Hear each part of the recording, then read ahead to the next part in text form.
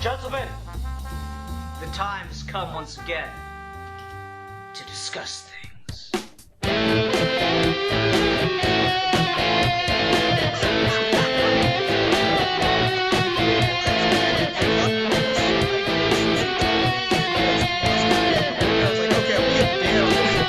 Just so that we can make the joke only because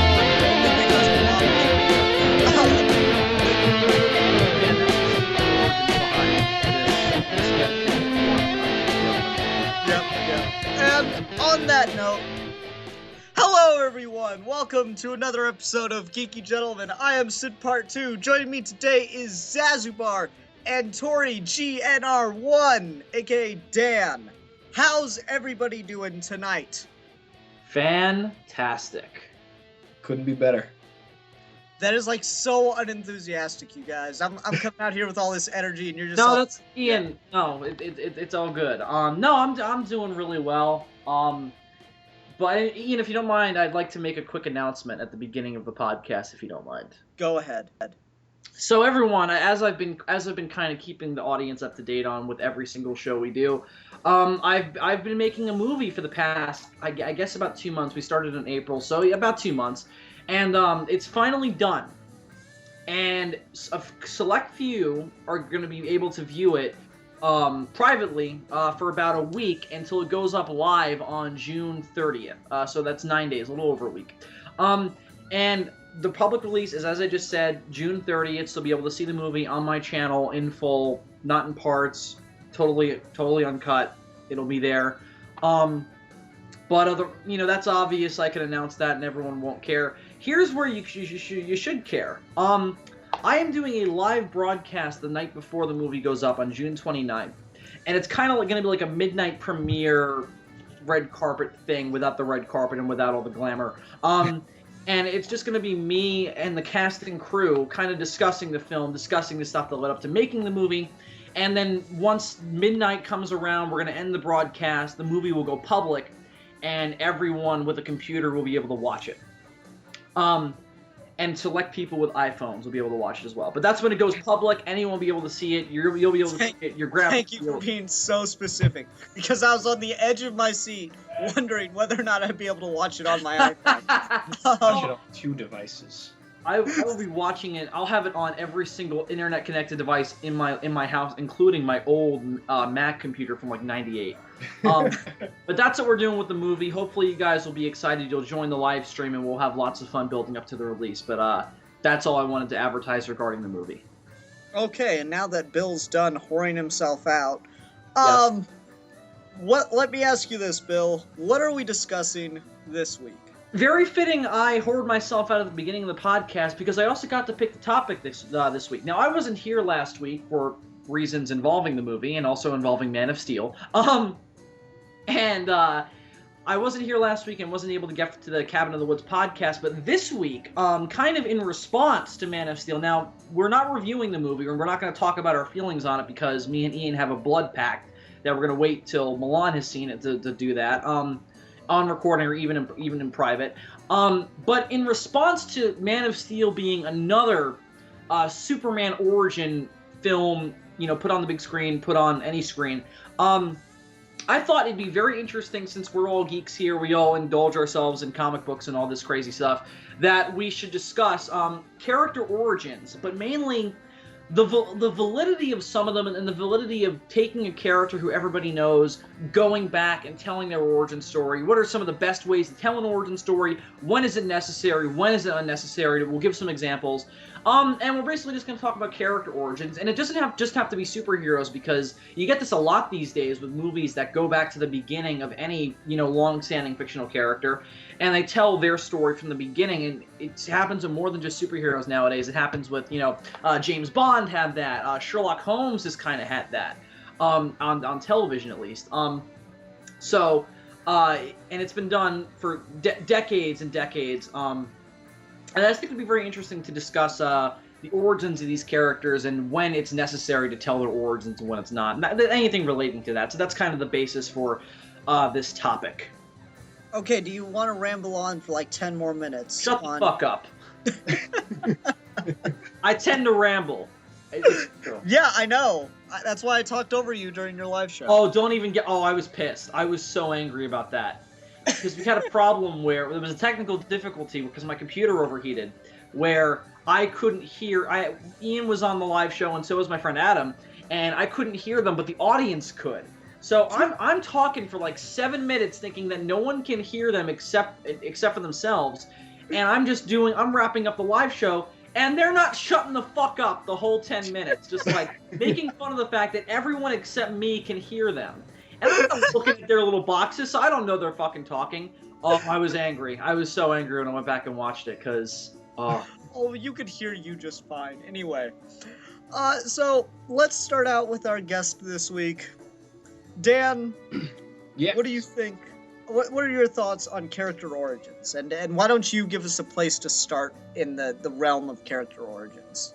I generally like seeing the origin story if it's, like you had been saying, Bill, if it's a warranted exploration. Like, if there's a story there, if the original story that you're gonna tell, like, going back to the character's beginnings, if it sets the tone for where the character is going to be heading for the rest of their ongoing adventures and setting the tone for the universe that they exist within, I think that's a good idea to go back and tell that story, because all of the best origin stories for characters do those sorts of things. But there are some characters that I don't think really need origins because they exist as they are standalone pretty well without having to know that stuff. Darth Vader is a character that I didn't need to know his origin, despite, how badly that turned out. I didn't really need to know where he came from to understand the whole redemption arc that happened throughout the original trilogy of films. Wolverine is a character that I feel like we've gotten way too much information about his origin. I felt like one of the more interesting things about him was the fact that he didn't know where he came from. It was a sort of unique thing in light of, every superhero at some point has their origin story told, whether it be in flashback or that be their first story. So I really look at it as a case-by-case basis sort of thing, but definitely story is at the forefront of what I consider to be a worthwhile origin story. Right. I suppose.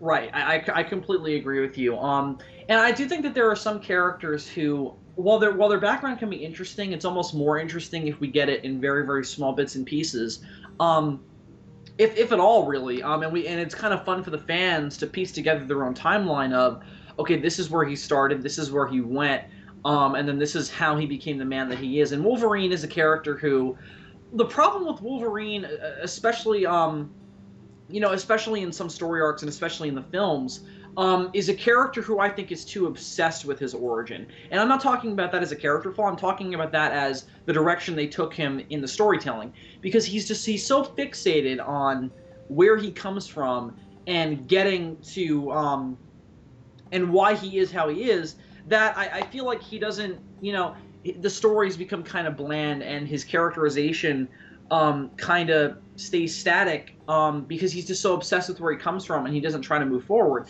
Now, it was cool in X2 because it wasn't everything he did. He didn't spend an entire movie trying to find himself. He spent a little bit of time there, and then it kind of unfolded naturally. And once he got a taste, the movie progressed to a point where he just his origin became central to the story.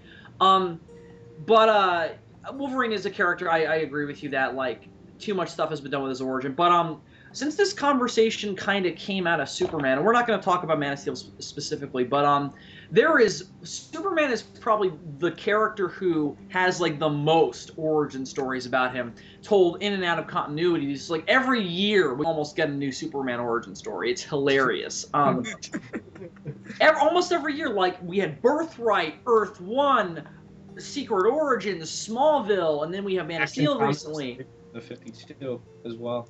New 52. And it's just hilarious because Superman is another character who just, especially nowadays, just cannot get away from his origin. He can't get away from that farm. He can't get away from Krypton. He can't get away from the fortress. It's constantly the image of him putting that costume on for the first time. And I think part of it, and this is where, Superman Origins can be very interesting. I really like Earth 1. I haven't read Birthright, but I've heard good things about it. I like Birthright. I like Earth 1, and I like the first couple issues of Action Comics. I think what makes Superman's origin interesting and what can lead to a necessity to tell his origin story is Superman is a character who constantly has to validate himself and his morals to the society in which he's operating in, because he's trying to uphold some kind of justice and some kind of moral high ground that people he wants others to try to aspire to, and is trying to inspire others to take up this kind of selfless, put the world before myself kind of behavior. And when you tell that origin in a different time period, whether it be the 80s, the 90s, modern day America, modern day DC universe, whatever, then it can become very interesting to see this is how Superman has kind of bended to the mindset of the modern world, or how the modern world reacts to Superman, which is something we got a lot in Earth 1. There's also a lot of Superman origin stuff that is just completely unnecessary. Like, did we really need 10 years of Superman origin, really? No. Well, it wasn't 10 years of Superman origin. He was Superman for, like, the 6th season on. He just didn't call himself that. Yeah. But yeah, I mean, even still, the show ends with him putting on the costume, and it's hilarious because he's got to be in, like, his early fucking 30s or something. And he's already fought every supervillain that he will defeat in the future. Right? Including Doomsday. Including Doomsday. I find it's hilarious. And it's just because I think they were, they were afraid to contradict the code of the show, and just be like, oh no, we can't have him become Superman because we just can't. And it just leads to something that's very very, very dry and very, like, very draggy. To get away. Sorry, go ahead. I was just gonna say, I think one of the things with Superman and his origin that he really can't get away from, and why he's so sort of connected to that, and why DC tries to retell it so many times, is I feel like Superman has sort of developed a stigma within a contemporary society, at least nowadays. Sort of like how what Super Friends did for Aquaman, where everybody thinks he's just a dude that telepathically talks to fish. Everybody thinks Superman's just a big blue Boy Scout who's too powerful and doesn't really have any problems. Right. And I feel like DC retells the origin so many times to sort of validate Superman for people and be like, look, Superman's cool, and they try to make it hip and current and edgy for the kids every time they do it. And the fact that they do it so many times, I don't really, as a fan of the character, it's kind of frustrating to me. Yeah, I like yeah. a lot of the different retellings of the origin. Like John Byrne's Man of Steel is great, and Morrison's new take on it in the 52 was great too, in its own right. Well, So what I liked about Morrison's is it was really a return to the original Action Comics in a lot of ways. oh yeah, for sure. The whole social crusader, as opposed to just, the Cosmic Chris Defender. Reeve version of, fly in and save a cat kind of thing. Which is weird how often that gets parodied and they just make it horrifying. Oh, God. Like the guy on Monkey and Apple and That fucked with in me. Superman Doomsday. That fucked with me really bad. Well, it's funny because the scene in Superman Doomsday is almost shot for shot the scene in the original movie. And it's funny because the scene in the original movie's fucked up too. Because Superman saves the cat, he's all very polite and stuff, and then he sends the girl on her way, and you just hear the girl go inside and be like, Mommy, a flying man came down and saved my kitty. And she's just like, haven't I told you not to tell lies?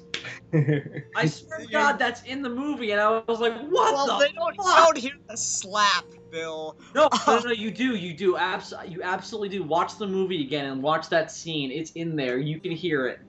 There's slap. Superman's a character that gets his origin told a lot, but there are a lot of different things you can do with it, because Fair you can enough. do Christ allegory, you can do the really cool sci-fi stuff, you can blend those. There's a lot of stuff that goes on there. I think the character that gets his origin told the most, that you really can't change much, so I don't know why you keep having to, is Batman. Yes. I don't know why everyone feels the need to take Batman's, it's very simple. His parents die, it gives him the drive to stop crime, he goes and gets training, and then he comes back to Gotham and becomes Batman. That's the origin. everyone else, like, oh, we're gonna make the Joker kill his parents. Oh, this Joe Chill guy is actually a mafia person. Oh, blah blah blah. Ugh. But here's the interesting thing about Batman. Batman's is done a lot more. It's done a lot more times within each individual story than it is just this is just straight up Batman's origin. We don't get that a lot anymore.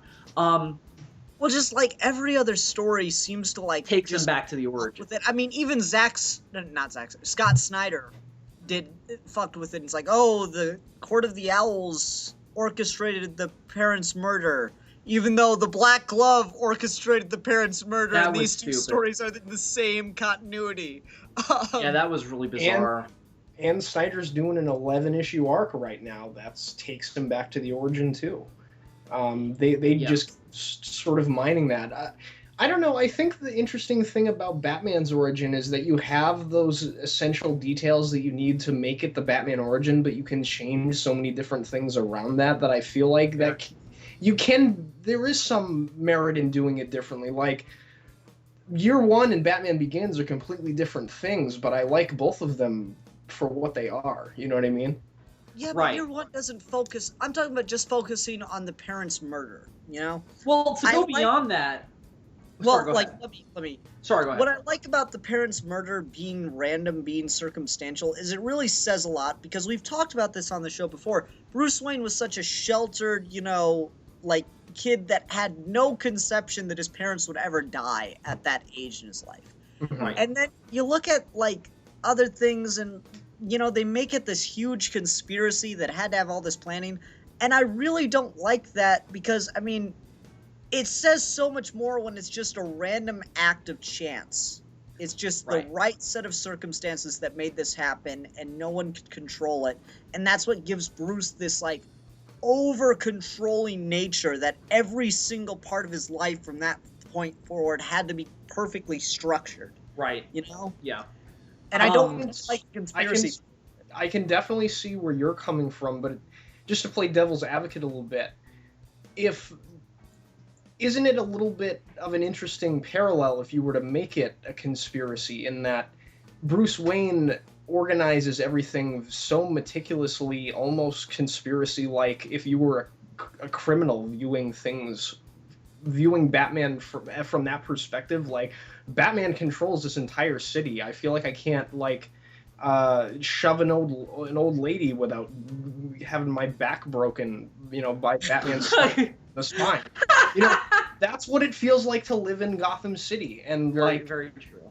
And I think it speaks to the character a little bit to have his origin being controlled by someone else, because that's the ultimate fear for Batman, is things being out of his control. And I'd agree with you, but I think that works better as a fear that's not true, as opposed to there actually being a reason. Because what you got to remember is there's a very good argument that Batman's just as crazy as all the people he locks up. Oh yeah. And I think the paranoia associated. I think it's much more interesting to have a character that even well into his 40s and 50s is researching the murder of his parents, and he can't find anything on them that says this was planned and orchestrated, but is still convinced that it is, as opposed to him researching the murder of his parents and actually finding that there is a conspiracy there. I think there's an element of tragedy in the drive there. Yeah, that's something I that Snyder personally did. on that. Go ahead, that sorry. regard. 'Cause I think the parallel with the Joker works much better if it's just a random act of crime, because that's sort of what the Joker represents. Yeah, I'm a huge Batman and Joker fan, and Bill, not to cut you off, but this does take me to a place I kind of wanted to get to. There are two kinds of origins that work with characters or two major types of origins that we see with heroic characters. We have the origin that establishes this character's existence, and then they go on from that point. Spider-Man's kind of like one of those until they started introducing stuff that connected with his past. And I'm sure we'll talk about that at some point. Yeah, but Spider-Man's one of those. Batman is one of those sometimes, comic characters aren't Even the though best. they constantly contradict it when they do it. Yeah, and then you have other characters, and the only one that I can think of right now is Monk, where the origin is a part of every single installment of that character, because he's always trying to solve his wife's murder, but along the way he's solving all these other murders, you know? I would say that an interesting one that kind of has that too is the one they do for David Banner's Hulk in the TV series. Because if you watched it, so. Well, if you watch, no, that's okay. But if you watch that show, he's always trying to find a cure for the Hulk, and every time he does that, he always solves a problem, and he does that for the rest of his life. There's other examples of that as well, but that the Hulk is one thing. Harry Potter is kind of like that too in a weird way. Little bit. Everything except Prisoner of Azkaban is tied into Voldemort, which is funny. Yeah, but Prisoner of Azkaban is still tied into his parents' murder. Yeah, but I mean, it's weird that Prisoner of Azkaban is the one that doesn't involve Voldemort at all, technically. I mean, it involves his minions, and he's definitely a presence in it. But you've got a point. But even still, he always has that lightning scar in his head. And that's why you probably could never do, at least right now, more Harry Potter stories, because it's all such a... Well, he was supposed to be an aura, damn it! And he was like the most useless character ever. He never learned how to do anything right. But Harry Potter's one of the characters like that too. But let me ask... We've mentioned are like that. Like, just to go back to the Spider-Man thing. I would say that Spider-Man's origin isn't just like establishing who he is. Like, Uncle Ben's presence hangs pretty heavily over everything moving forward Spider-Man. Well, yeah, I'd agree with that, but you could say same thing with Batman and his motivation that happens in the alley. Same thing with I'm not talking about the motivation alone. I'm talking about like the actual, like the stories that happen team? Around them. Yeah. Oh, like not just like the Spider-Man's. Yeah, like. Right, sorry, dude. Not just the motivation for the character. Obviously, that's what the origin does, but that, like, there's this unsolved part of it. Like, I don't know if you've ever seen Monk, but basically the premise was...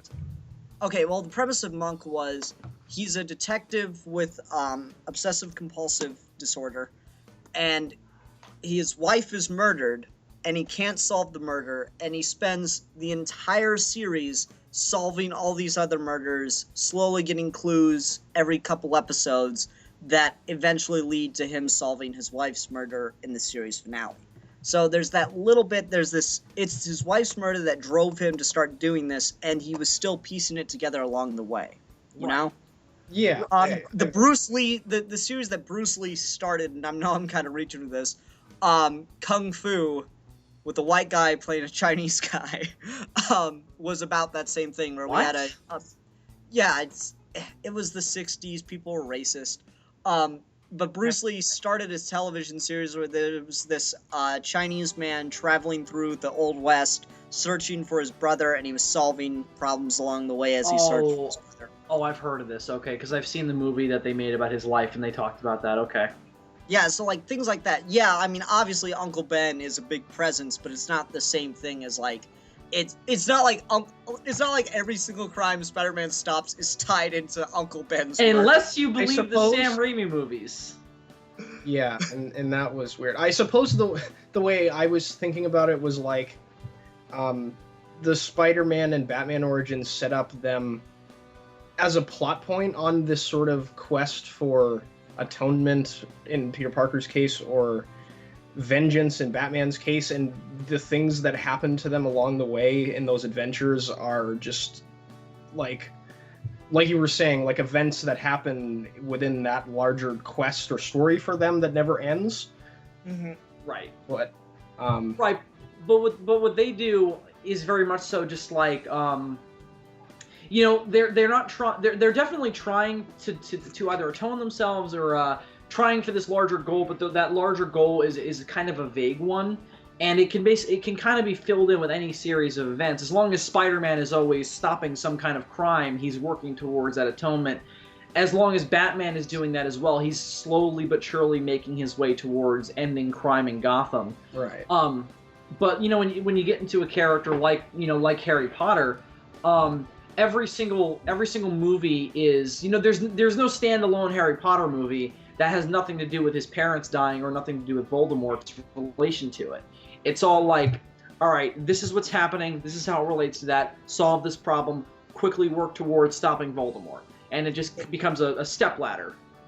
Yeah, and that's the nature, I think, of the mediums in which we're talking about these different characters being presented. And I think that's an important thing to consider too.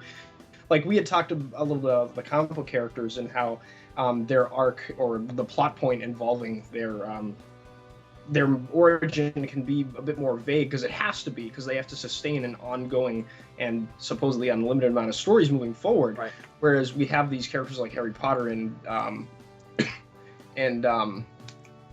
some other characters that are confined to a specific story, like with a beginning, middle, and end. You can be a little bit more specific. Whether or not you prefer one or the other is up to you, but right. And I think both have merit and can be interesting. For sure.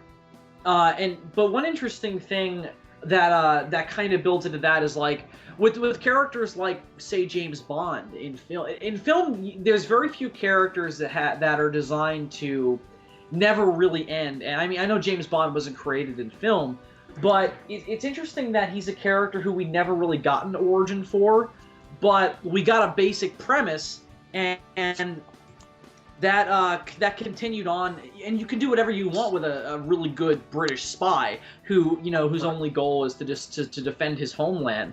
And of course, we still have James Bond movies being made today, but his origin, so to speak, was never really made a part of it, because once he's a secret agent, before that it doesn't really matter. Like that's why I don't like the Young Bond series, because it's totally inconsequential to him being 007. That being said, we kind of did get a James Bond origin on film, and it turned out to be one of my favorite Bond films. And this is where we can kind of diverge from comic book characters a little bit.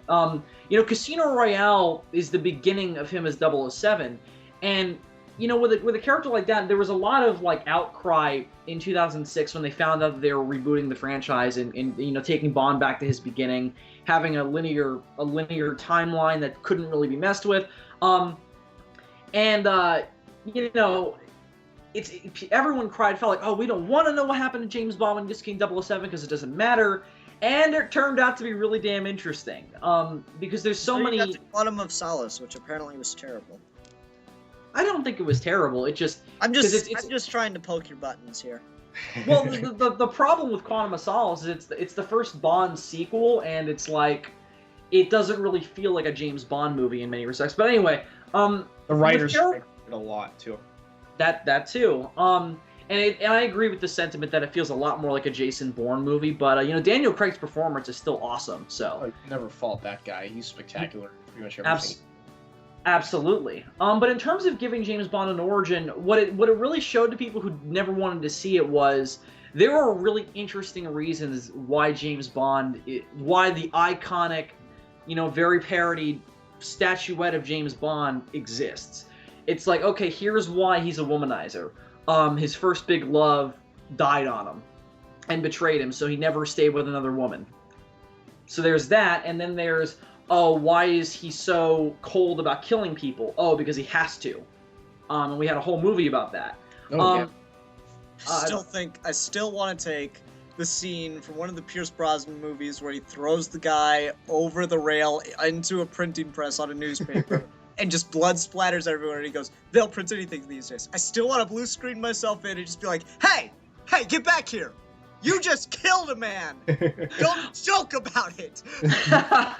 and that's the one thing I like about Daniel Craig's performance is that he doesn't do that, and it's more realistic that way. But I mean, the quips were always, and they even kind of gave the quips an explanation with Casino Royale, even though he doesn't do it anymore. But it just killed a man. Daniel Craig, he's always like dark and sort of like cynical in his sense of humor about it, which is really interesting, and it works well for that version of the character, I think. Right. It just cracks me up. It's just like brutal, cold-blooded murder. And he just like makes a witty comment about it. It's just terrible. The explanation they give it in the new ones is like, and I know you're kidding, but just to work off that point, the explanation they give in the new ones is, oh, if I don't do that, I'll probably kill myself. And of course, I love like the last 20 minutes of that movie more than anything. And the reason why is because there's a scene where James Bond is sitting next to Vespa on the beach, and he just went through this whole big thing, and she's just like, well, what are we gonna do? And he's just like, listen, I want to spend the rest of my life with you, and I need to get out of this profession, and I want to give you whatever is left of my soul. Is that enough for you? And it's so touching. And then what happens to her is why A, he's a womanizer, and then B, why he's so cold about all these missions he goes on. And it was such a clever way to do it, that I have to give props to that movie whenever I possibly can, because it's a character who no one wanted an origin for, who no one thought the origin for would be consequential at all, and it absolutely was. So I give all the props in the world to that movie. Okay. On that note, Magpie wants to Skype in, so I'm gonna go ahead and add him for a minute or two, and he's gonna talk to us about Origins and give us his thoughts. Unfortunately, Milan isn't here to sing. Hey, Magpie! Hey. Hey, man. Alright, so what are your comments, questions, concerns on the topic of character origins? I just wanted to get some of your favorite. It's not actually comic book related. And Okay, we're... Hello? Magpie, can you repeat yourself? We're having a little bit of a technical difficulty Yeah, well, here. you're cutting out really bad. Oh... And we Okay. seem to have lost him. Yeah, Magpie, if you can hear me, just go ahead and type in the comment bar what you want us to talk about, and we'll respond to that. Okay, Yeah. man? Because we can't understand anything that's coming out of the mic. Oh, wish we could Yeah, have it's sad. Yeah, that is too bad.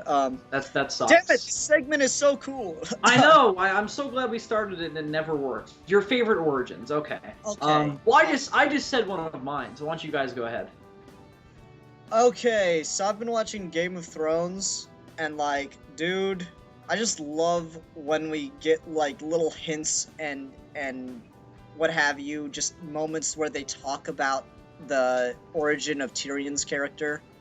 Because he's just such a badass. It's just so cool to find out little details about his past. And I'm refusing to read the books because I just love the performances and the ambiance of the show so much that I want to experience all the, revelations with that version of it.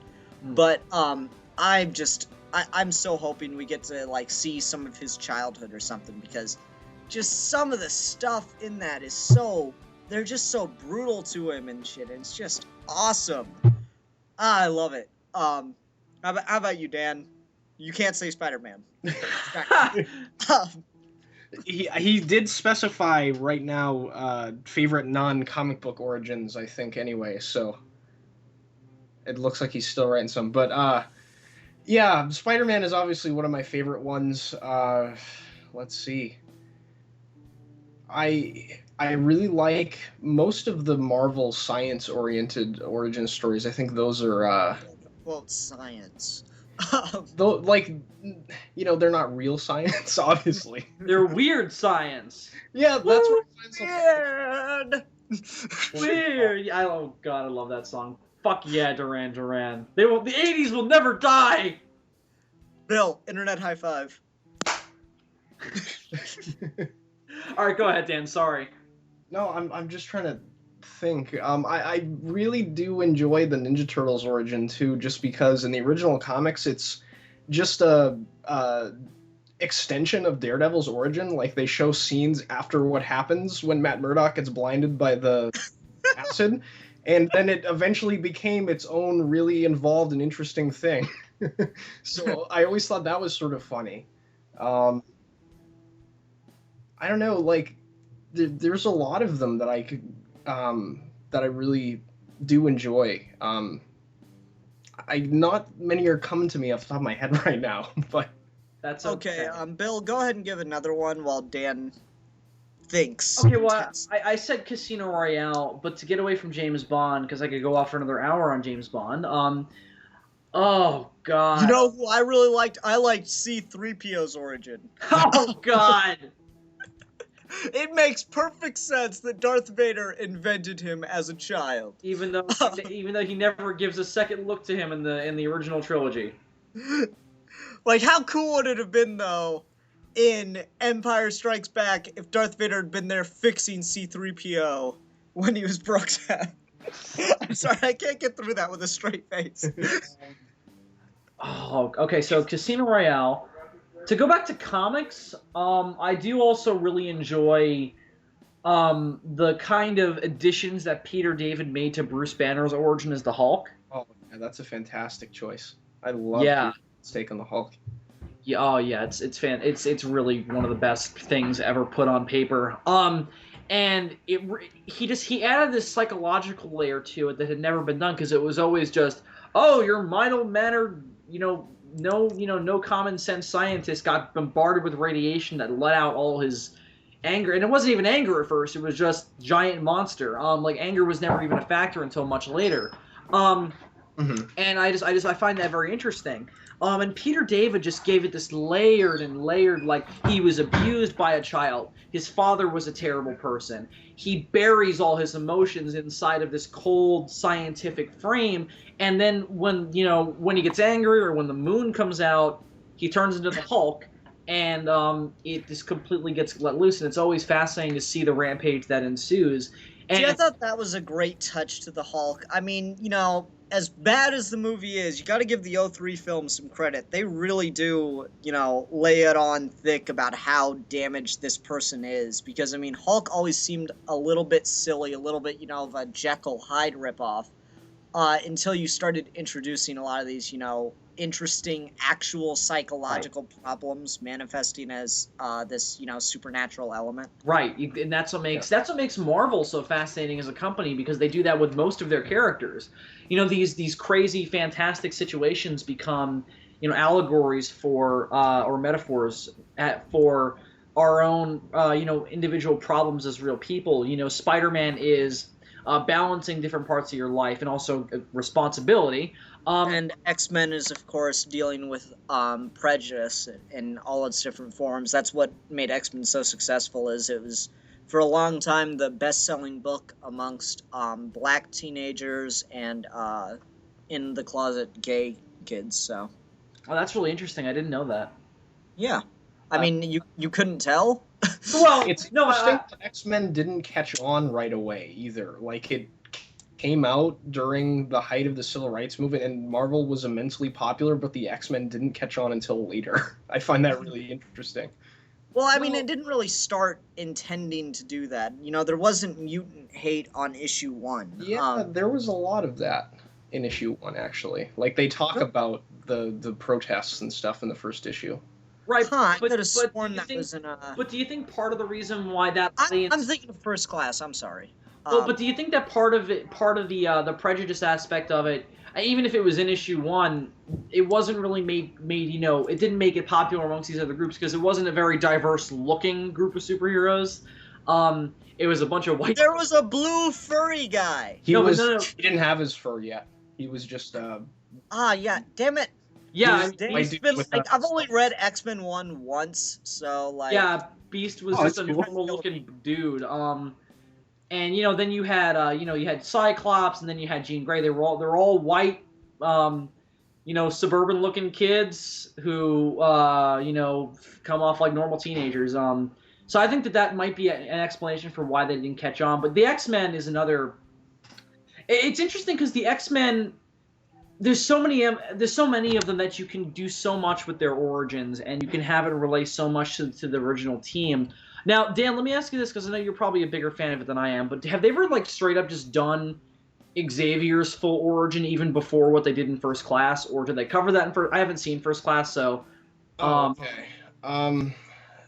I'm not a big X-Men person outside of Claremont, and I don't think, out of Claremont and like stuff that happened after the 90s. So they probably did something with it in there, I would imagine, but I haven't read it. I know that there was a series recently that Neil Adams did called, like, First X-Men, that was supposed to be the origin of, like, the idea of the X-Men and, like, the team, and they tried to, like, make Wolverine the person that founded the X-Men and then inspired Xavier to make the mansion and stuff, and it was really... I think that's so weird. That's ridiculous. It was awful. Well, that's fucking retarded, because it's like, I mean, Wolverine, I like the idea of Wolverine being such this isolated personality from the X-Men until, like, way after they're established. I really like that idea. Yeah, I don't like the idea that Wolverine has, like, an inherent nobility to him before Xavier gets a hold of him. Because I found that to be the endearing thing about the character. Like, he's this kind of evil person. Like, he's done really bad things in his past, but he's, you know... Well, he's the best at what he does. And what he does isn't very nice. Right. Yeah. That's one of the things I sort of wanted to talk about now that we've gotten to Wolverine, is the overcomplication of origins, because I feel like, especially with comic books, that happens all the time. Okay, just one thing, because we've kind of talked about this a little bit. We'll just hit on the last point of Magpie's thing, and then we'll get right onto that. Thoughts on Batman Origin was handled in Batman Begins. Fantastic. I love when they connect DC heroes with these overarching metaphors, and I think that is one of the best ways that Origin's ever been done. I think it's my favorite personally. Yeah, I agree. Okay, but yeah. It incorporates every single aspect of the origin that had been done. Like, it's got year one in it. It's got the whole secret of the Batman story that was in the, the 40s. It's all in there. It's done in a modern context, and it's done with a really good screenwriter behind it. Yep. Okay, let's go ahead and move on to, overcomplication of origins. And I mean, we kind of touched on this a little bit with, I think the problem is when you have these extended universes, you have these writers that aren't very clever sometimes, or think they're clever and really aren't. Scott Snyder. And they keep going back to Origin to change things. I'm so sick of Scott Snyder. He doesn't know how to write a mystery story. They keep going back to the Origin to change things, to make it relevant to only their story. And it doesn't matter what it contradicts, and it drives me insane. I think the best example of this is X-Men Origins, just saying. I mean, just to point out the obvious. And I think that what happened with that was you had to make an entire movie out of Wolverine's origin that also set up the X-Men. Because they couldn't just do Wolverine because, apparently that doesn't work for some reason. So they're like, okay, we also have to indirectly set up the X-Men. How can we do that while also doing Wolverine's origin? I know, we'll make it retarded.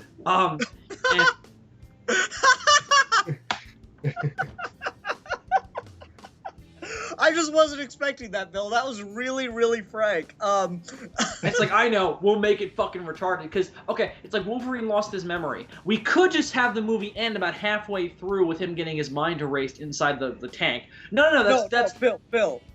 I have this mental image of, like, all these powerful Hollywood executives sitting around brainstorming, and the guy's just like, wait, we can make it fucking retarded. You're a genius! Promotion! Get this man some coke on tits! No, Ian. Coke on ass. Oh, right. As we've established in previous episodes, the most important things in life are hookers and blow. Those are God's crowning achievements. But anyway... Man, are you glad you came on for an episode so far? Well, we talked about Daredevil a little bit before. Maybe we should talk about Frank Miller some more if we're going to talk about hookers and coke. Dan, will you please just say hookers and coke again? Hookers and coke. Bill, don't laugh.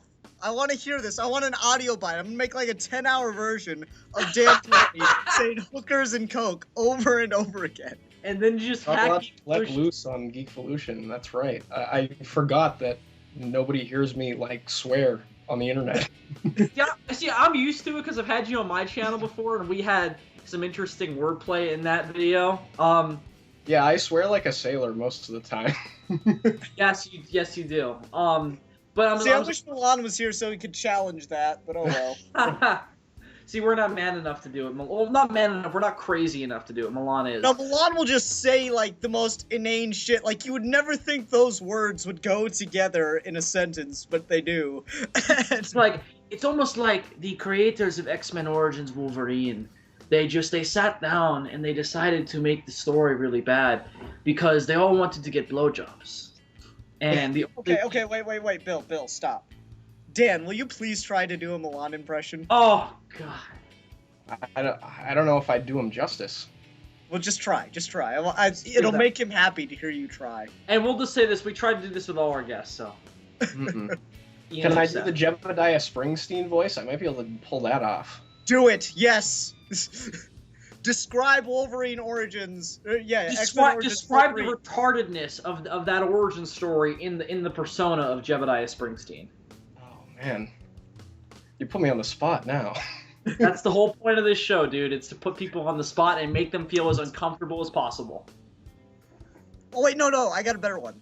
Describe the origin of Jebediah Springsteen as Jebediah Springsteen. Oh, but Milan will get pissed because of my content. No one knows. It's a mystery. It's a mystery lost. You just get to make shit up. This is also a creative writing exercise. I was once held in an asylum in Russia for 30 days with shock treatment. I don't know. I'm Jebediah Springsteen. Oh, fear me. That was actually really kick-ass. I'll admit I didn't have much faith, but you paid off of the little faith I had. I'm glad. Okay, now that we're done putting Dan on the Milan spot, has a Russian background, right? I Yeah. thought I heard him mention yes, Russian he before. does. See, here's the thing. Your origin story was probably not far off from Milan's origin. That's the thing. You just have to throw in, mutilating dogs in there, and that's Milan's origin. Yeah, that's a big part of Milan. Okay, we're really pulling out the references in this episode, aren't we, Bill? We are. This is like the Godzilla Final Wars of Geeky Gentlemen. Every scene is a reference to a previous story. Yeah, right. And then at the end of the episode, in the middle, Ian is going to kill the Japanese version of himself in Sydney. Oh, good. Okay, anyway. So, let's get back to convoluted origins, shall we? How about Godzilla?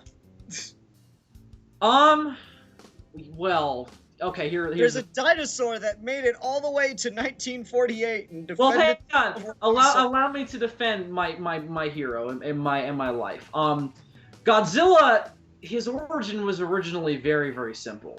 Because originally it was just dinosaur hibernating at the bottom of the ocean, got waken up by the H-bomb, turned into what he is, and then we have our character and we have our allegory and we have multiple things we can do with him.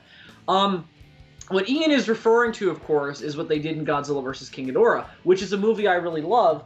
But the problem with King Ghidorah and what they do to it is that it's not really the origin as much as it is just kind of taking fans to a place that they've never been before with, okay, let's take Godzilla back to the very, very beginning, before the H-bomb was even there, and then change it a little bit to suit our time travel story with King Ghidorah. And I actually think that it was really clever to tie their origins together. Does it make any sense why they have so many different powers? No. But, because... Nuclear bombs, Bill! Very true. I apologize. That's where Godzilla lies in the bed with Marvel, because they're just like, nuclear weapons can do anything. Nuclear science is magic. How many times do I have to tell you guys this? No, but Ian actually has a decent point, because, okay, so we're going to take Godzilla back to the beginning, and we're going to remove the dinosaur from 1948 and pop it down after the bomb goes off at the bottom of the ocean. So this way, he won't turn into Godzilla. So here's what we're going to do. About 50 years later, 1992, whatever, 50 years later, in the not too distant future, we're going to have King Ghidorah randomly show up, having the same origin, having replaced Godzilla with King Ghidorah, and have him start attacking Japan. And then we need Godzilla back to kill King Ghidorah. So here's what we're going to do. We're going to launch a nuclear submarine and have it fire nuclear missiles at the corpse of the dinosaur, which will turn it into Godzilla. And then, for some reason, you decide that you're going to have to... That instead, we're like, no, forget that. We're going to send the sub out, but instead we're going to have him get turned into Godzilla by a crashed Russian submarine that happened about 30 years before. And the only thing they have to do is just not include that. The only purpose that serves is that they can have the line, Godzilla is much bigger than he was before, and that's because of the power of modern nuclear weapons, which is an idea I really love. But you don't need to have that 77 Russian sub in order to accomplish that. Just have them turn him into Godzilla again with the modern nuclear weapons, and you have that idea. But it's just say contrivance, and you've explained everything that you just explained in so much less time. Well, yeah. That honestly, the people in the streets of Japan shouldn't have been running away saying, "Oh my God, it's Godzilla." They should have been running away saying, "Oh my God, it's a plot contrivance." I mean, it functions well to some ideas in the film, such as, no matter what happens in history, this era has so much nuclear pollution, the birth of Godzilla is inevitable. I really like that idea. It says a lot to the meaning of the entire franchise.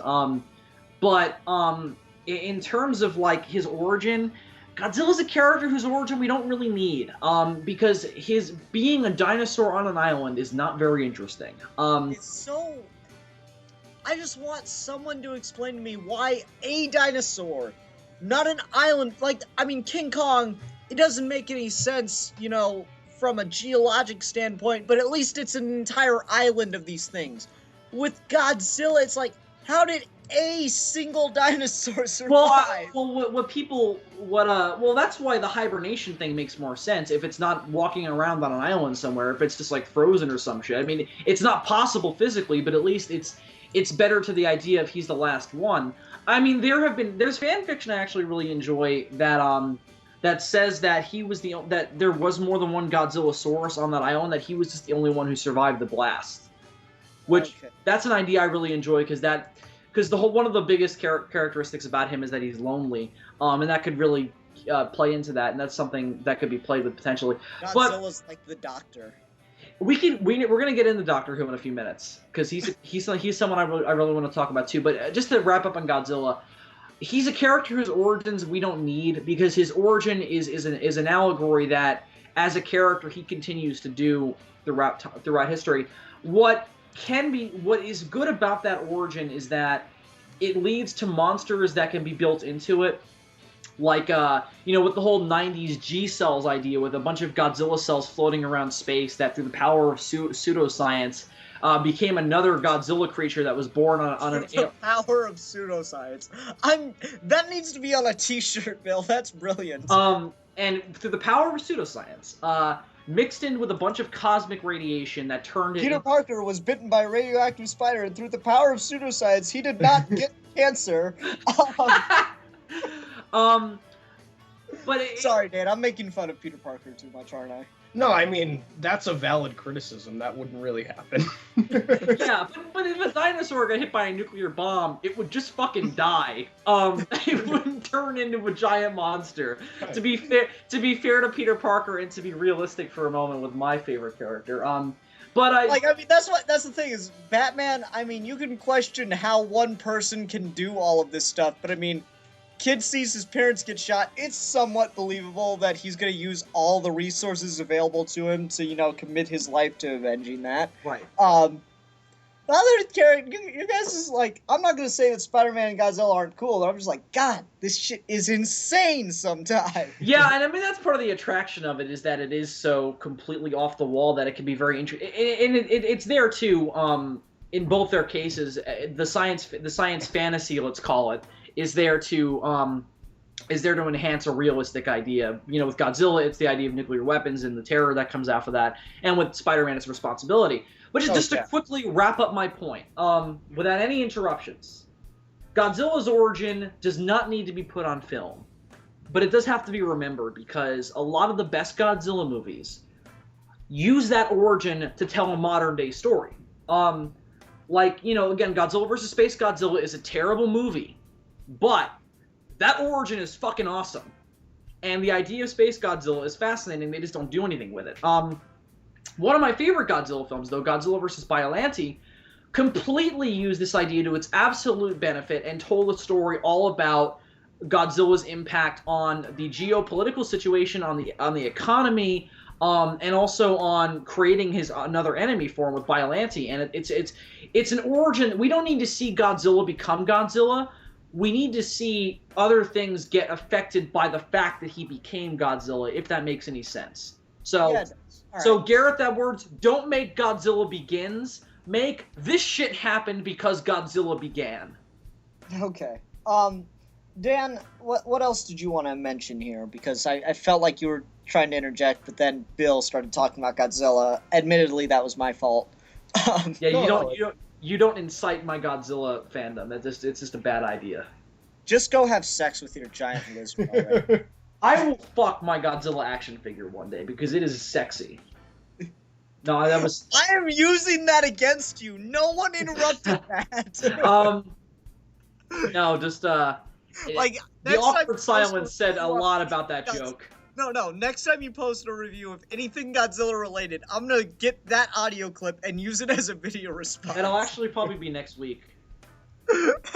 Yeah, I'm thinking of purchasing the Half Century War and reviewing it. Okay, how about what you got, Dan?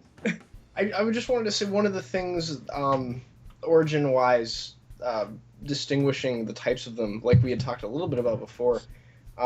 Just one of the things that I was thinking about when Bill was talking about Spider-Man and Godzilla's origins and the realistic nature of them. And I think the best origins, especially for the superhero characters specifically, are the ones that not just get the ball rolling, but they say something about the character, establish some of the supporting cast, establish the status quo, the world that they live in, all of that sort of thing. Like, all of the great ones that I can think of really do that. And then there's origins like Jay Garrick's origin, the original Flash, where he, like, huffs water that's been sitting around for a while.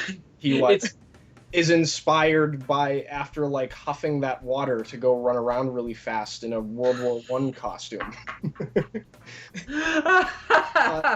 It's things So like basically that where... what you're telling me is the first Flash is just a giant advertisement that says, kids do drugs. Right, yeah.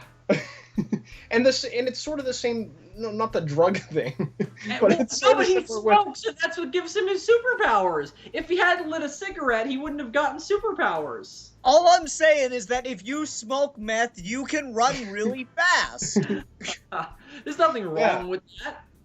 So, like, we're not as necessarily establishing, like, a strong motivation there, I suppose, you know? And the same thing with, like, the later Flashes, like, Barry Allen, like, he just, you know, a bunch of chemicals dumped on him, and because he was a police scientist, he's like, okay, I'll use this to stop crime and stuff.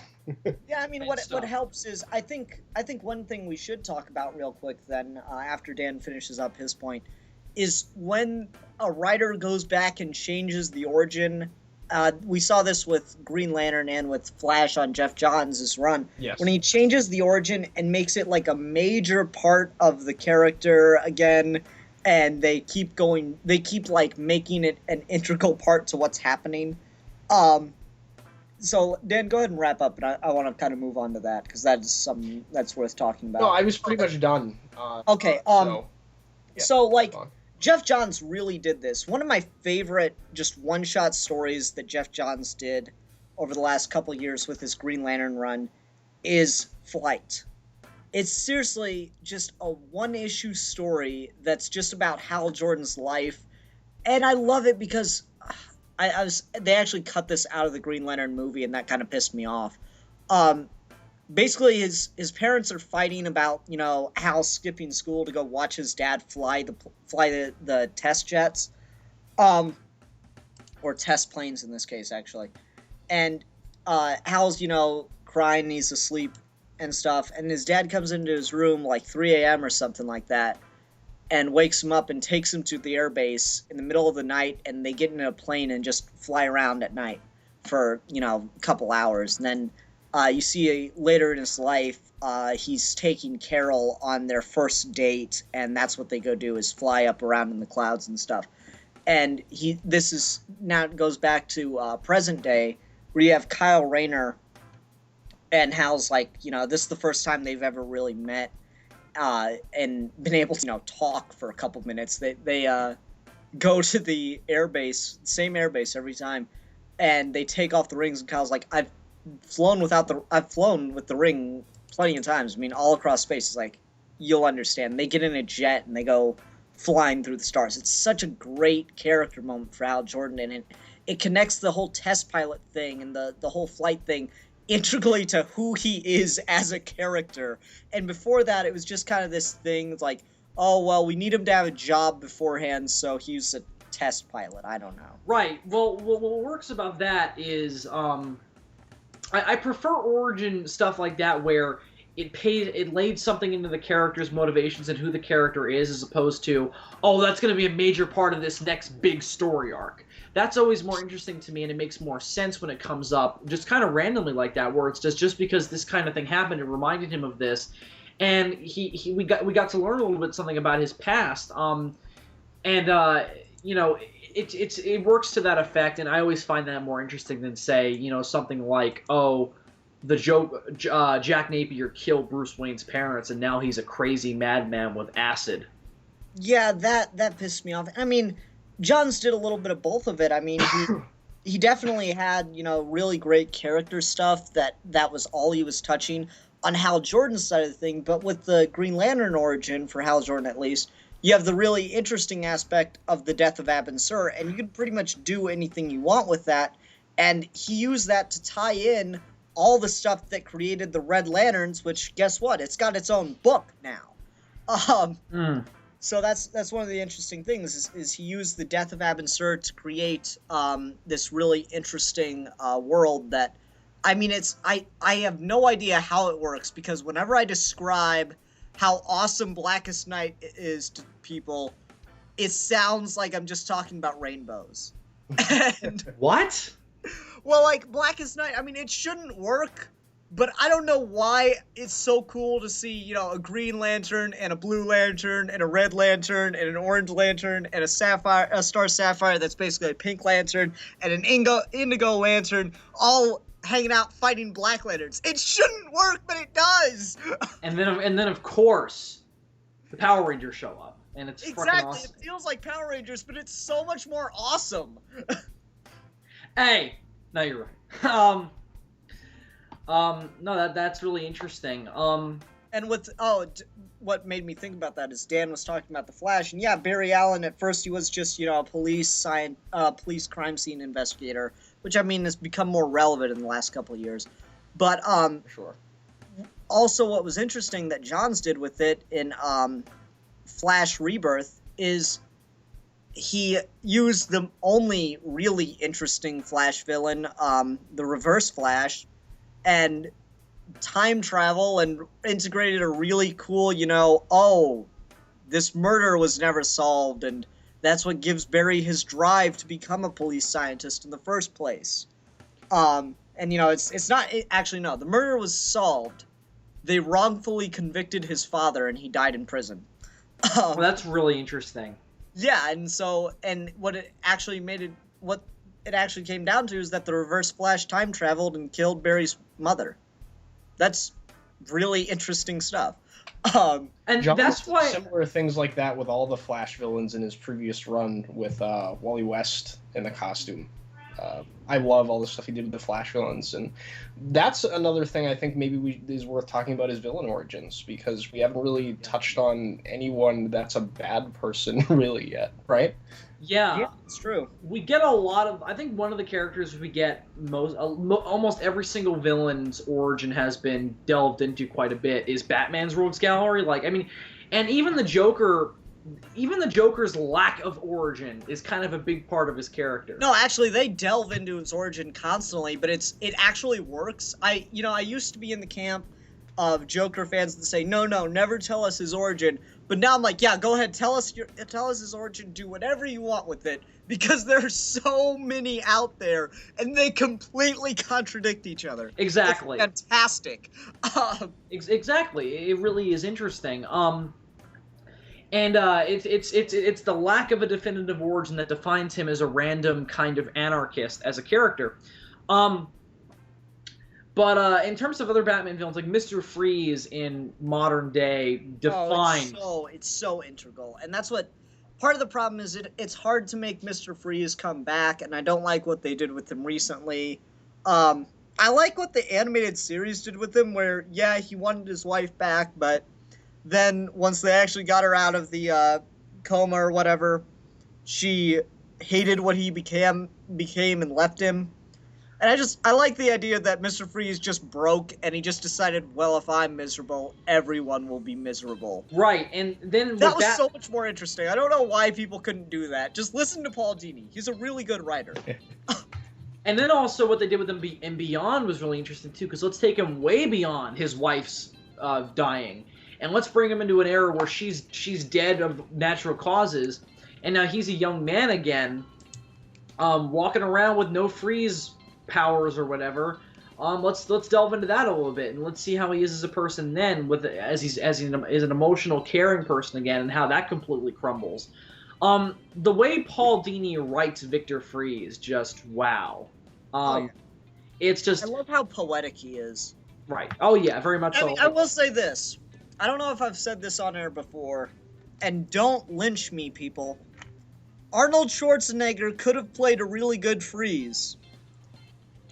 Just they gave him a really bad script. Because, I mean, if you look at Terminator, he's really good at that cold, emotionless persona. If he'd done that, it would have been really good. That's fair.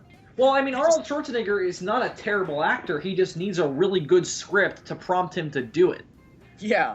Like, I mean, in Terminator, he's great. And, you know, he's not a terrible comedian. There are moments of comedy he's done that I've laughed at. Kindergarten Cop. That movie's hysterical. I love that. Yeah. Especially how it's especially hilarious because it starts out as a really dark movie. Yeah, he's like the cop and stuff. Like the first 10 minutes is so dark, and then it just goes to this fluffy like comedy where that has this really dark character in it, and it's hilarious. Like the opening scene, he's all grizzled and shit. He's got like a shotgun and everything. He goes into a crack house, barges down the door, shoots like 2 people, then sits on the couch with a hoe and just starts interrogating her, like smiling. I'm just like, fuck yes. And then it's in a movie called Kindergarten Cop. It's fucking awesome.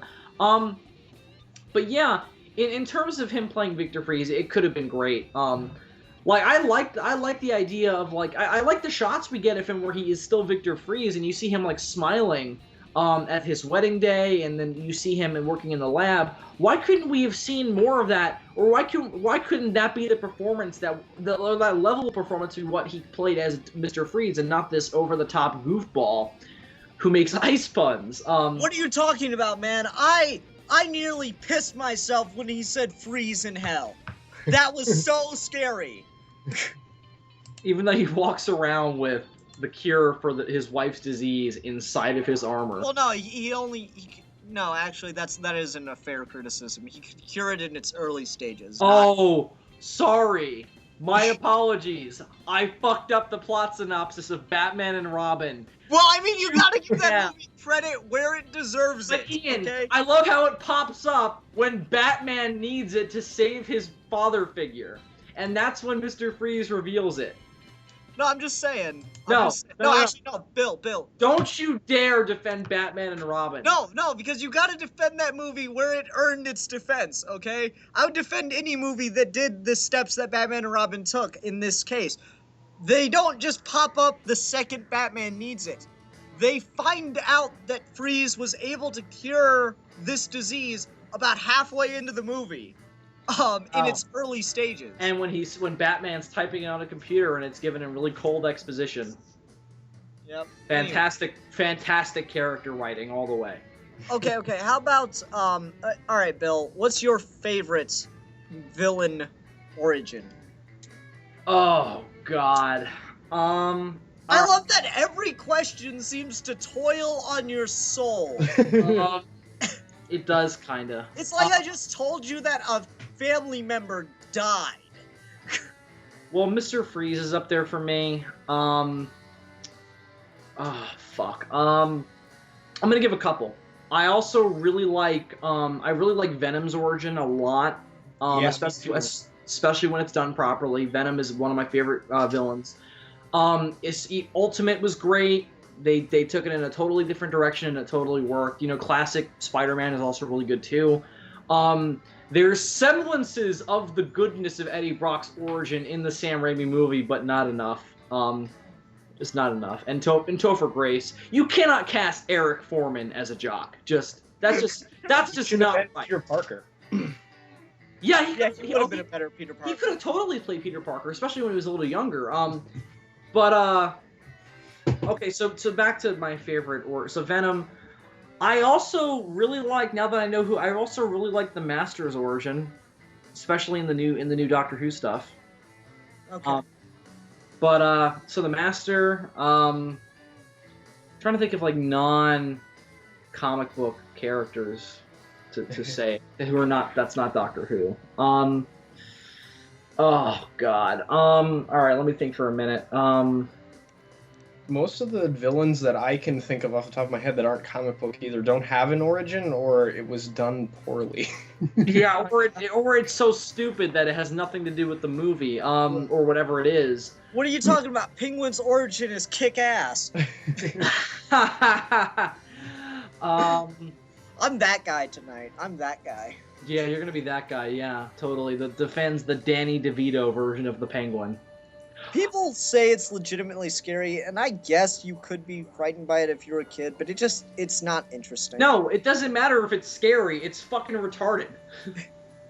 I've been throwing that word around too much. I apologize. Like I want you to know I would get fired if I used that word at work. Oh, okay. I have another character. I really like two James Bond villains, Alec Trevelyan and Silva. Two origins I love in James Bond. Is Silva the guy that throws the shoe? What? Wait, no, it's a hat, isn't it? No, that's Oddjob. Okay. No, Silva's the one who's in Skyfall, who was an ex-secret agent, and his whole thing is that he took his surviving taking a cyanide pill as a message from God that he had to destroy MI6. Wow. And then Alec Trevelyan is just, fuck you, MI6, you lied to me.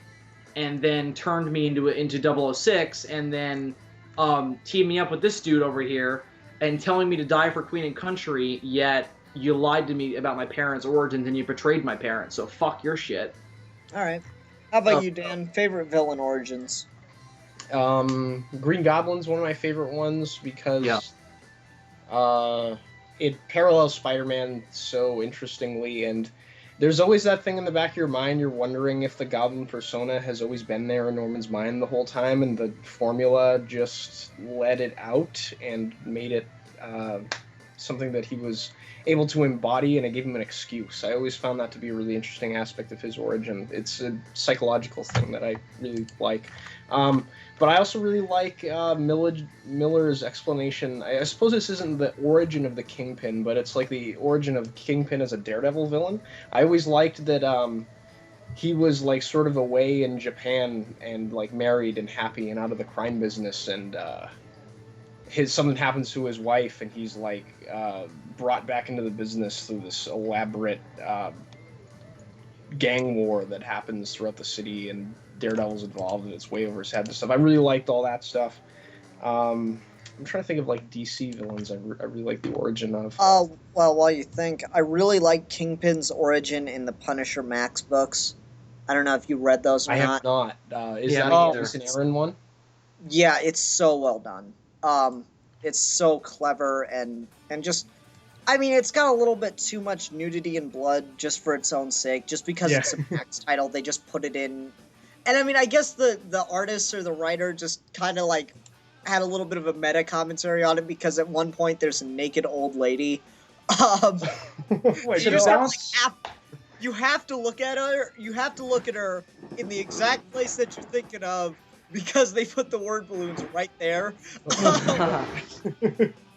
So I suppose it is a little bit of a meta commentary on how like violent and graphic that series is, but still it's pretty damn clever in how they do it. I'll throw out another DC villain and say I also really enjoy Metallo's origin too when it's done right.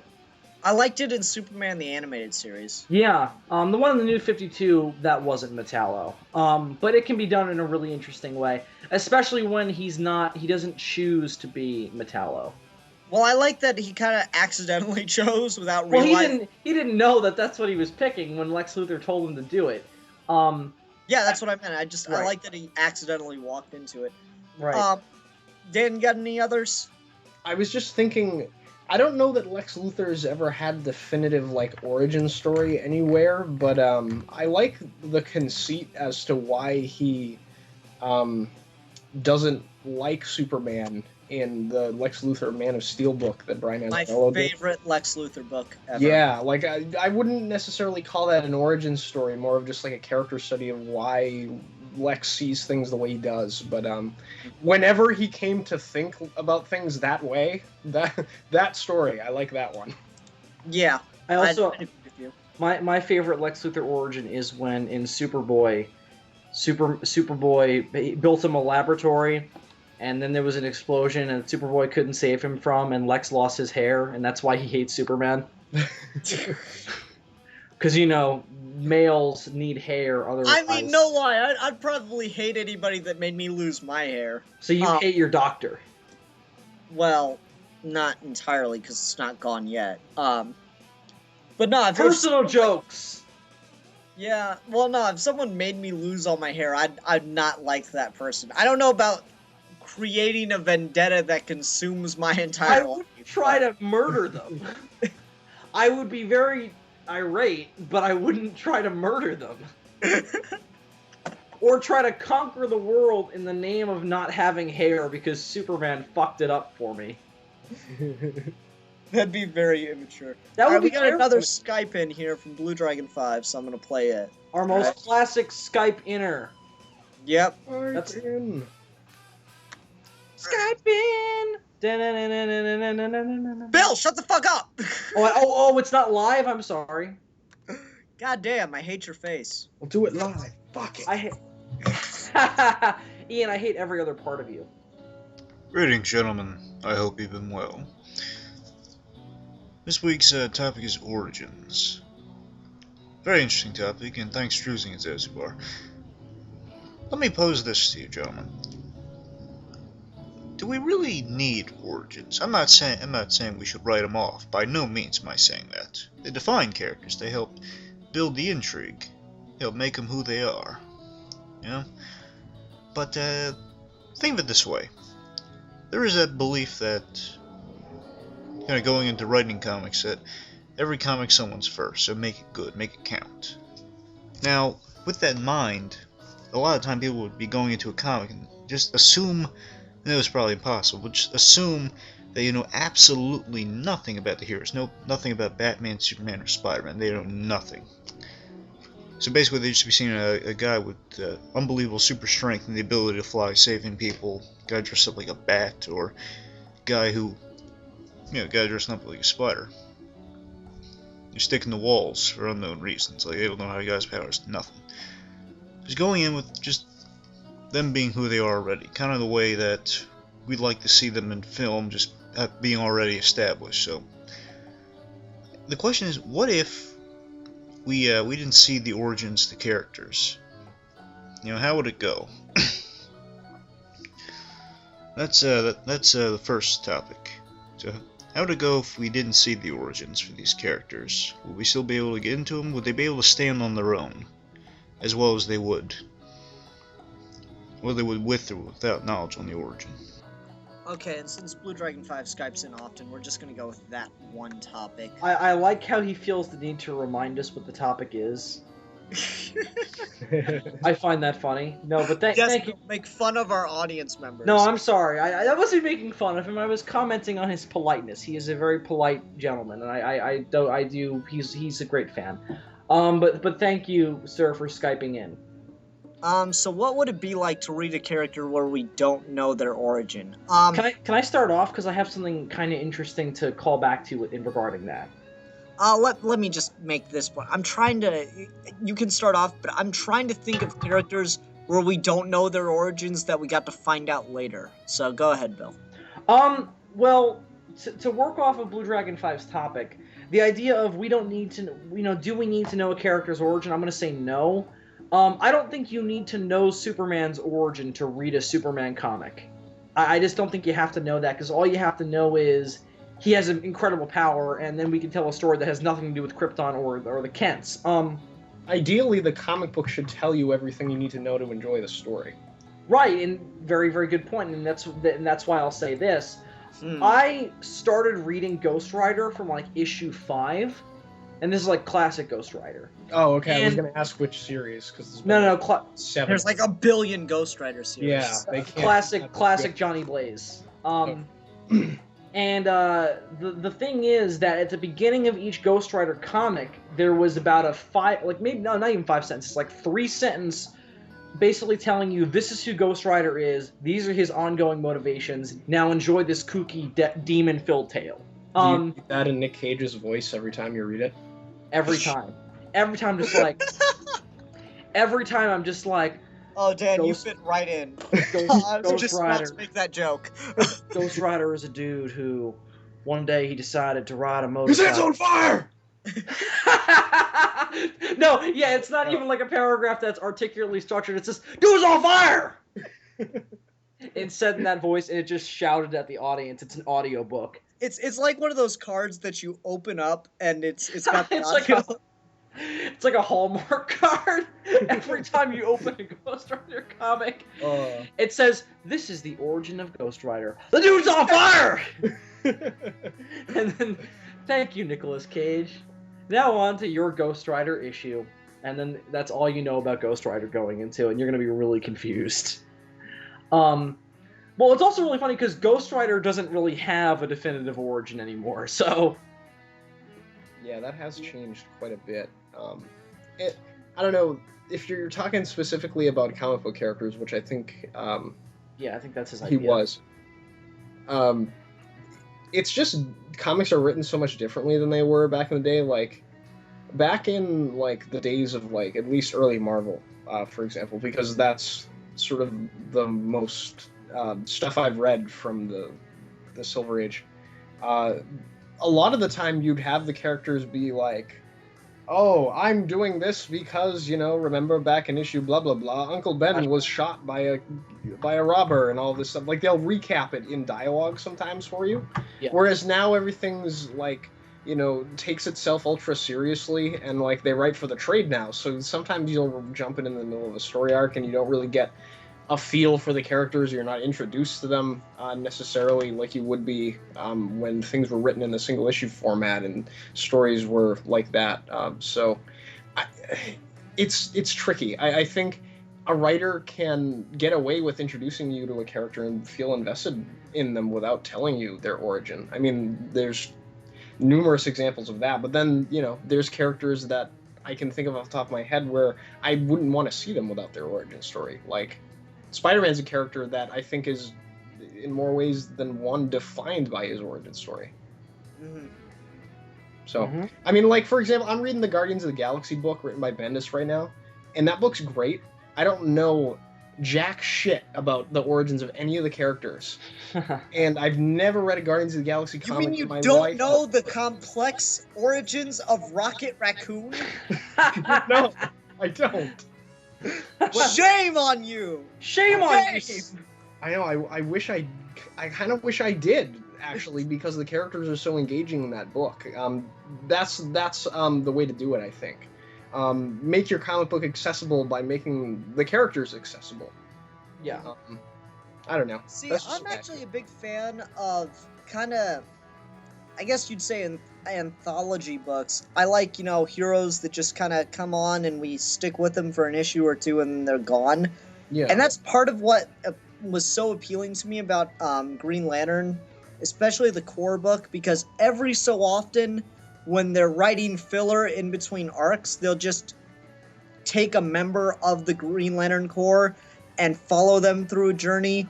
And a lot of the times you don't even get their origin. They don't talk about their origin. They just do shit, and it's awesome. Yeah, Kilowog just shows up and he's like, "Hey, poozers," and you get a story, and it's great.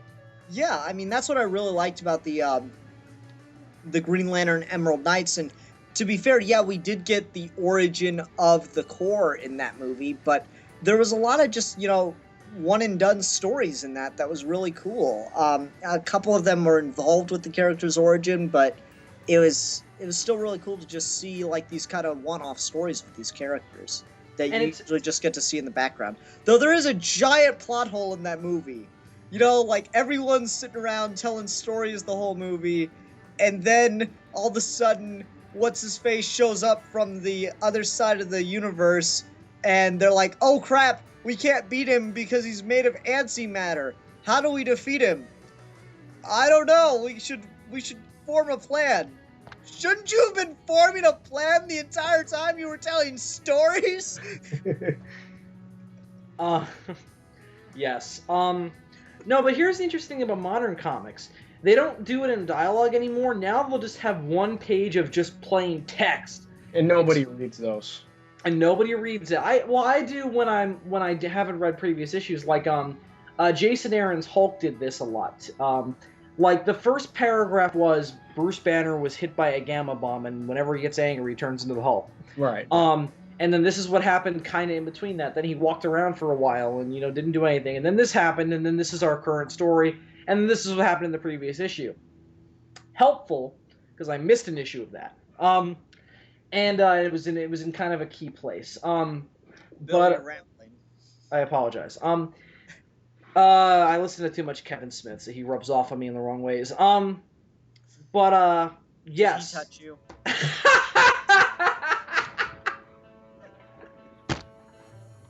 It's just that you're in New York, he's in Jersey. No, he's not in Jersey. He lives in California. I don't care. He can go to Jersey. Did Kevin Smith touch me?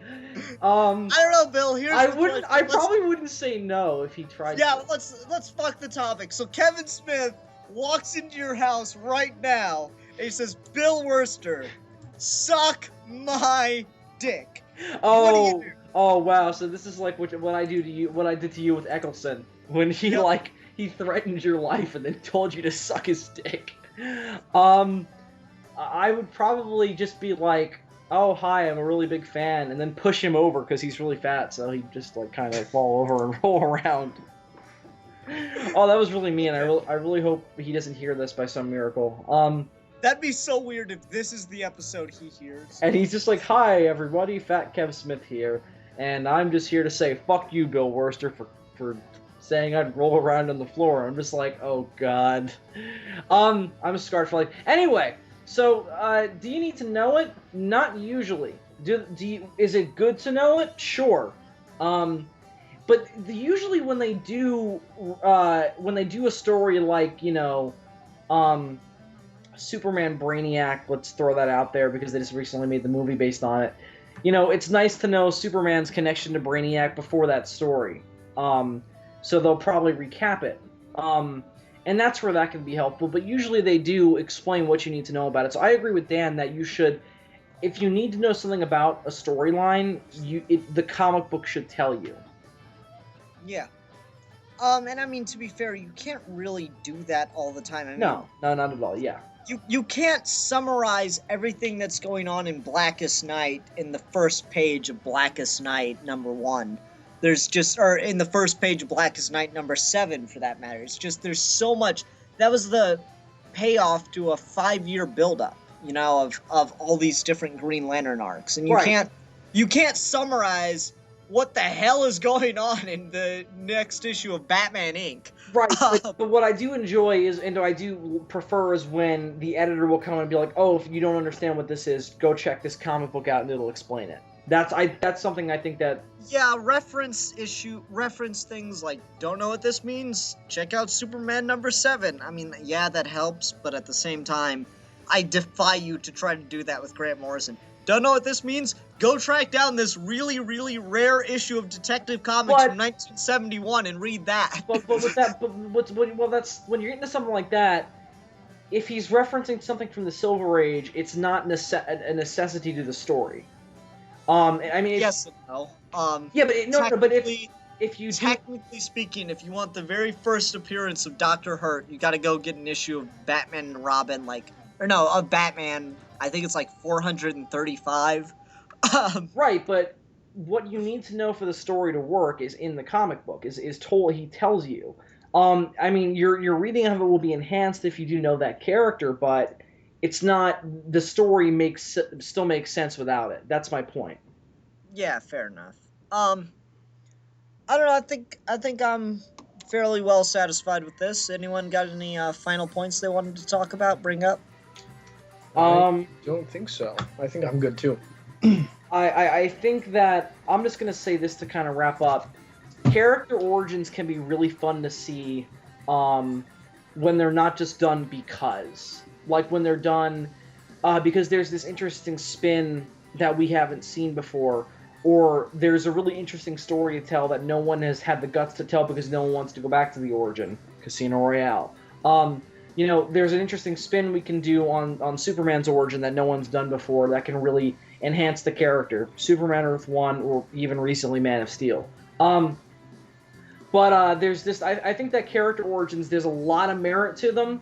You just better get a good fucking writer to write it. Because if you've got a crappy writer, it's probably not going to turn out well. Right, because if you fuck up the motivation for a character moving forward, or if you're going back and telling that story, it can make or break the entirety of your narrative, obviously. Right. So it's a crucial story to tell. You gotta be very careful about it. And that's why I think sometimes it's almost best to introduce your character without the origin first. Like Indiana Jones is a character who really, you know, became this badass action icon to audiences in 1981, and then we didn't find out why he is the person he is until 8 years later. Well, wait, are you talking about Last Crusade? Yeah, because we didn't know anything about his past before that. Well, I mean, you don't really find out why he is the person he is. You just find out that his dad's kind of an asshat. Well, no, you get an insight into why certain aspects of him are the way they are because his dad was an asshat. Like we find out where he comes from. We find out where he got the hat, why he wears the outfit he does, why he's obsessed with archaeology, why he ran away from home. All this stuff is in there. And why he's fighting lions and tigers and bears.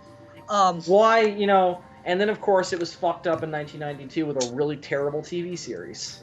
The Adventures of Young Indiana Jones. That series is fucking atrocious. Fuck you, George Lucas. Just fuck. Whenever you try to go back and tell someone's origin, you always fuck it up. I mean, fucking Indiana Jones even got fucked up, and that's a simple ass story. You just do, this is what happened with Marion and why that happened the way it did in Raiders. Simple ass shit. No, we gotta have 3 seasons of a crappy children's TV series that really is stupid. At least Shia LaBeouf wasn't in it. At least, yes, very, very, very true. Though to be fair, would Shia LaBeouf have been in 1991? I have no idea. He probably would have been Cum back then. What year was Even Stevens on the air? In like early 2000s. I'm gonna look this shit up now. Okay. Or we could just look up Shia LaBeouf's age and then do. No, that's what I'm doing. Okay, come on, Bill. Faster. Faster.